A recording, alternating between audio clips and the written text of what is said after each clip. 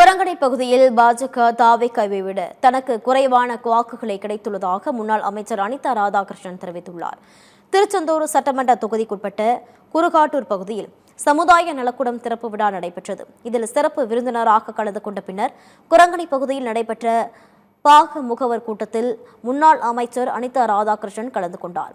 அப்போது பேசிய அவர், குரங்கணி பகுதியில் பாஜக தாவேக்காவை விட தனக்கு குறைவான வாக்குகளை கிடைத்துள்ளதாக தெரிவித்தார்.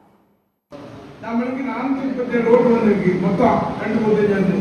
ஆனா பாரதிய ஜனதாவுக்கு ஒரு 148 ஓட்டு. நாவக்கான ஒரு கட்சி அது ஒரு வேட்பாளர். அந்த வேட்பாளர் யாருனாலும் தெரியும் உங்களுக்கு.